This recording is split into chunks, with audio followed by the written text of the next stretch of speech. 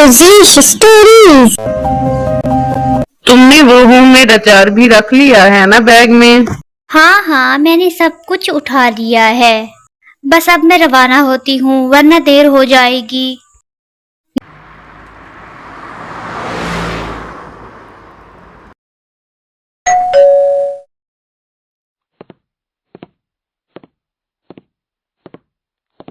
जी, आप कौन? रवि घर है, मैं उसकी माँ हूँ। जी जी, अच्छा तो आप रवि की माँ हैं। मैं उनकी मेड हूँ और वो दोनों घर पर नहीं हैं। वो कुछ दिनों के लिए कनाडा गए हुए हैं। अरे, मैं तो उन दोनों को सरप्राइज देने के लिए आई थी। चलो कोई बात नहीं, जब आएंगे तभी सरप्राइज हो जाएंगे मुझे देखकर। मेड, ये मेड क्या होती है बेटा? वो इसका मतलब है मैं इस घर का ख्याल रखती हूँ। आंटी आप खड़ी क्यों हैं, अंदर आ जाएं।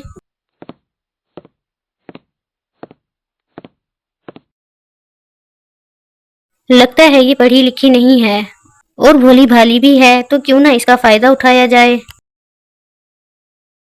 आंटी जी, अब चूंकि आप आ गई हैं तो किचन में जाकर खाना बनाएं। मुझे बहुत भूख लगी है, जाएं और कुछ खाने को बनाएं। बेचारी मेघना का पहले दिन ही चालाक शीला ने फायदा उठाना शुरू कर दिया। इसके बाद तो ये सिलसिला बढ़ता ही चला गया।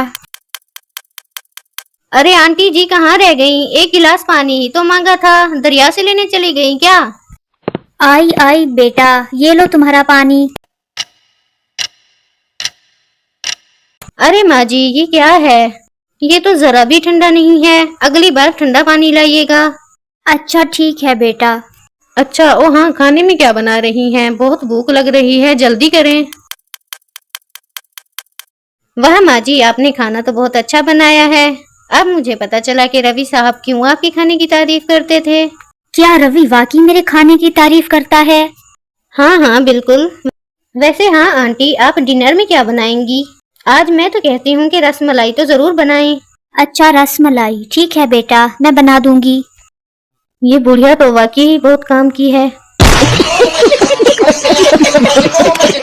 ऐसे ही शीला ने अपने सारे काम और यहाँ तक कि खाना सब मेघना से बनवाया और सारे छुट्टियां ऐसे ही गुजर गईं और शीला ने मलका वाली जिंदगी गुजारी और बेचारी मेघना के भोलेपन का खूब फायदा उठाया।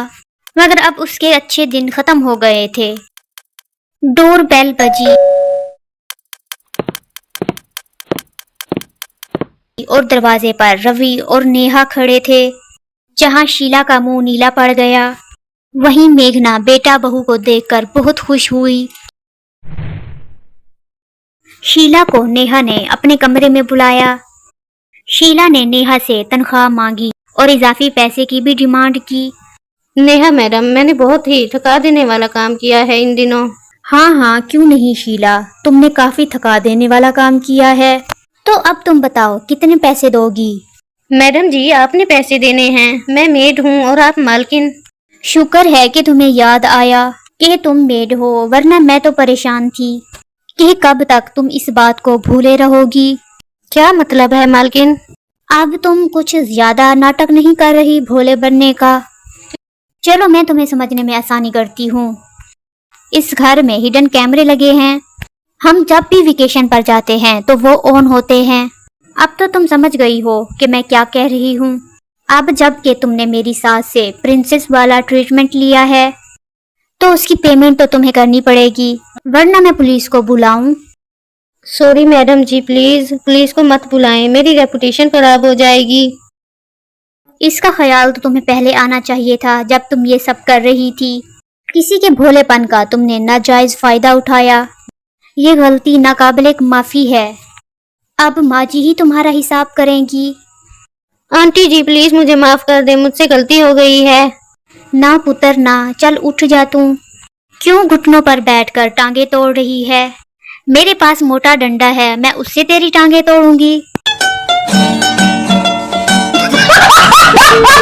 कुछ दर्द तब तक के लिए बचा कर रखो। फिर क्या था, मेघना ने अपना बदला आप ले लिया और इस तरह ये कहानी मुकम्मल हुई।